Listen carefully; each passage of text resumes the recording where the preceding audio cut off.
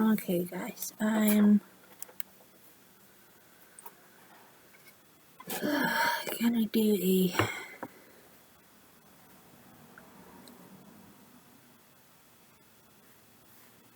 Mojo videos.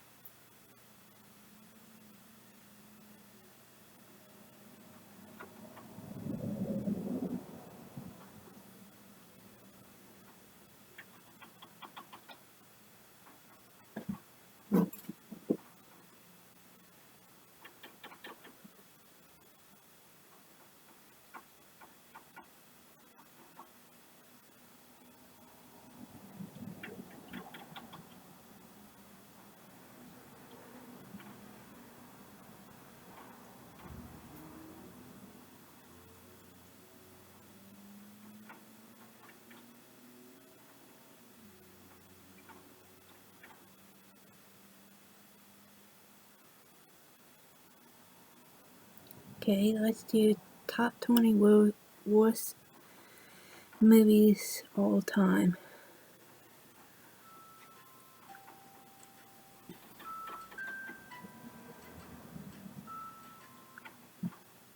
Hell is watching movies. Welcome to Watch Mojo, and today we're counting down our picks for the top 20 worst movies of all time. For this list, we're looking at the most infamously disappointing, critically panned, and reviled movies ever made. You may not have been set off. Something in this field could be releasing the chemical into the air when these two animals together. Number 20, The Emoji Movie. Today is when I haven't seen that movie yet. I'm gonna be so mad. What are you gonna do? In 1914, Winsor McCay premiered his animated short Birdie the Dinosaur, launching a groundbreaking art form into the mainstream. 103 years later, this art form was used to turn Sir Patrick Stewart into a talking piece of food. That's because I believe in you. Did we wash our hands? McCay would be so proud. The Emoji Movie doesn't even feel like a real animated feature, but rather a satire. Come to think of it, if smarter writers were involved, maybe this could have been a clever satire about product placement and Hollywood's creative bankruptcy.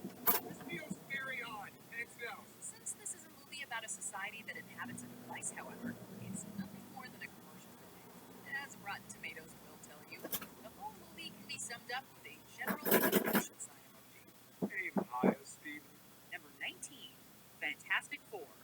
The next entry on our list is a case of tripping right out of the gate. Director Josh Trank was a relative newcomer to the scene when he was hired to helm 2015's big-budget reboot of Marvel's Fantastic Four franchise. Victor! Come on! We can't leave him! Wait, we gotta go down! Come on! Trank had only one prior directorial credit in film to his name with 2012's Chronicle. Yet the writing was on the proverbial wall when Trank posted a negative tweet about his experience on the film prior to its release. He's been active in covert operations with a 100% success rate. This was in addition to the already poor reception Fan4stick was receiving from critics, who wrote off the film as a, quote, woefully misguided attempt to translate a classic comic series without the humor, joy, or colorful thrills that made it great. Ouch. Just a It's fantastic.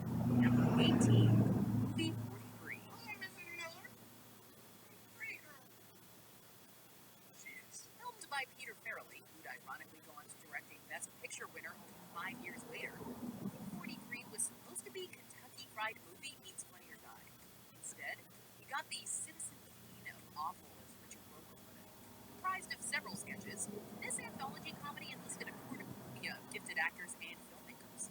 The selling point was a skit where Kate Winslet goes on a date with Hugh Jackman, who's given a unique neck abnormality. Lois. Yes. Lois Lane. No, I know. Yes. It's pretty wrong. From there, more and more stars signed up for a comedy that ultimately produced few laughs, but plenty of groans and cringes.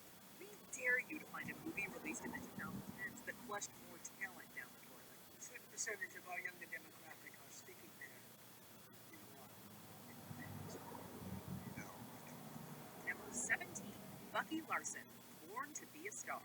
Oh, you hit me in the eye. I guess you could say that Nick Swartzen was the 2010s equivalent to Rob Schneider, i.e. the guy who frequently pops up in Adam Sandler movies. Whereas Schneider had a few star vehicles back in the day, though, Swartzen was given one shot to prove he could carry a movie. That's my folks. And the big screen. If Bucky Larson proves anything, it's that Swartzen was not truly a star. Centering on a buck-toothed mouth breather who learns his parents were adult film stars, Bucky Larson sets out in pursuit of fame. It's basically a poorer version of Orgasmo, which didn't exactly set the bar very high. Roman, Pauly Shore, and you've got a movie that clearly is not even trying. Hey, ma'am, I got your paper. You can leave the paper on the counter. Number 16, Glitter. There's been no shortage of quality musical dramas in the 21st century, but this is novel. Mariah Carey has tried to blame the film's failure on the fact it was released on 9/11. The film was actually released on the much less dramatic 9/21. You got anything we can hear right now? Sure, why not? We're working. But the fact that critics and fans alike loathed the film seems like a far more likely explanation. For one, Carey's performance as Billy Frank was so harshly criticized, she ended up winning the Razzie in 2002 for Worst Actress. No, your whole thing, the superstar always comes first. Don't blame me for your failure. After just 27 days in theaters, it closed, having earned back only around a quarter of its $22 million budget. All that glitters clearly ain't box office gold. Number 15, the 50 Shades of Grey franchise. Oh, I love that movie. How over-the-top E.L. James's books are, the 50 Shades of Grey trilogy could have been so bad it's good, not unlike Showgirl. By removing Anastasia Steele's ridiculous narration, though, we're left with a vanilla romance that doesn't even deliver the eroticism the trailers promised. If you really think about it, there isn't that much BDSM in these movies. You bought the company I work for. This isn't a relationship, Christian. It's ownership. Most of the runtime is instead dedicated to beautiful people. Why is driving this fancy cars, movie's worse? sailing No, it's yachts, not. I love flying this private movie. planes, and essentially indulging in the 1% lifestyle. Then, when we do get to the sensual stuff, it's kept relatively tame. It all builds to arguably the dumbest ending of the decade, in which Anna and Christian live happily ever after. She don't know what she talks about. It's time to help people customize and save for the future. After bidding, number 14, North. You got a lawyer? Why? Do I need one? North. This is America. Everyone needs a lawyer. Worst movie lists are usually riddled with remakes and sequels, but North, in all honesty, almost looked like heartfelt Forrest Gump-style Oscar bait. It's a little something to remember your old buddy Gabby by.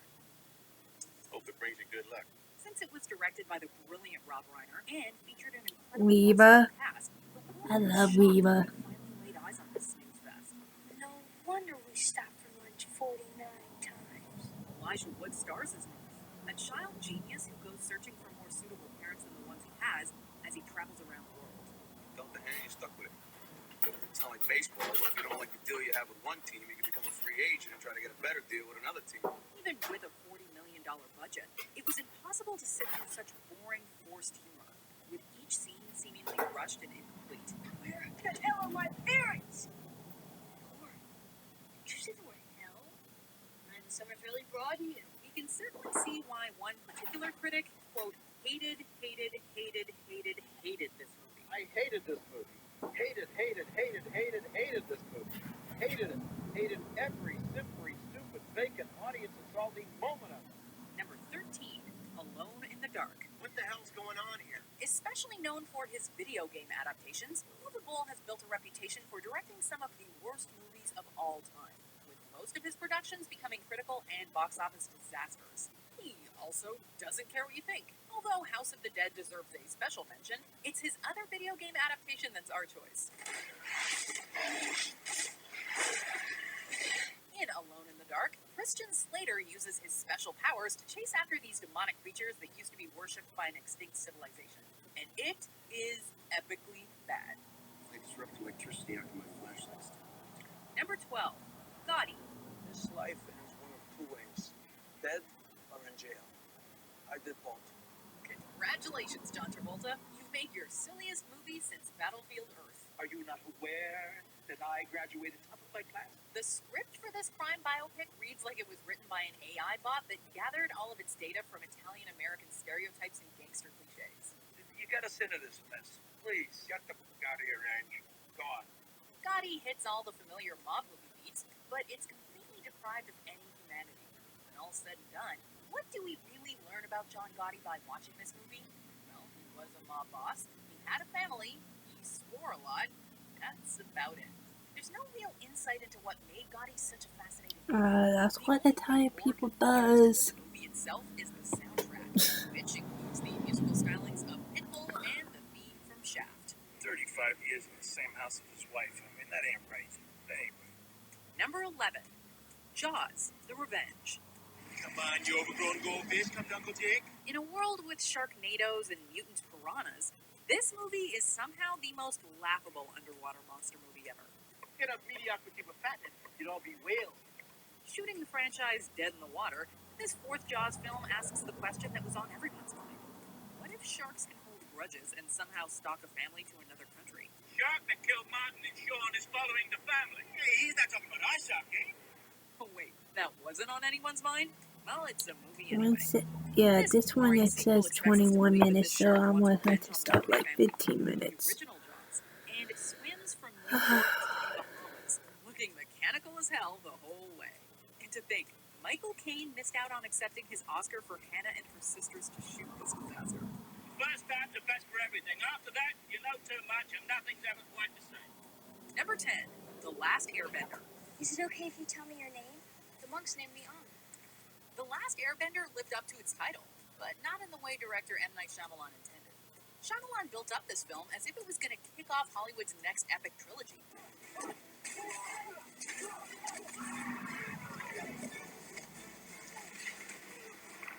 Between its rushed plot, wooden acting, overproduced special effects, unnatural dialogue, and accusations of whitewashing, though, a sequel naturally never saw the light of day. The good news is that there's already an epic trilogy, the 3-season-long animated series that inspired this cinematic travesty. That being said, the fact that The Last Airbender was derived from such a brilliant show is what truly gets under people's skin. A terrible movie is one thing. A terrible movie based on promising source material is just shameful. You're angry. You must let this go. Number 9, Geely. Thanks to Bennifer 1.0, this monstrosity received way more attention than it deserved. However, that didn't stop the movie from being among Hollywood's most expensive bombs ever. In every relationship, there's a bull and a cow. It just so happens that in this relationship right here with me and you, I'm the bull. You're the cow. In Geely, Ben Affleck is a mobster who needs to kidnap a prosecutor's mentally handicapped brother in order to help a crime boss, played by Al Pacino, avoid prison. You all guessed right. This is clearly a romantic comedy. What about me? It's not your type. Your penis. This movie is offensive to the mentally challenged, to lesbians, and to any audience members with eyes or ears. After winning 6 Razzies, it later won a 7th for Worst Comedy of the Razzies' first 25 years. Well deserved.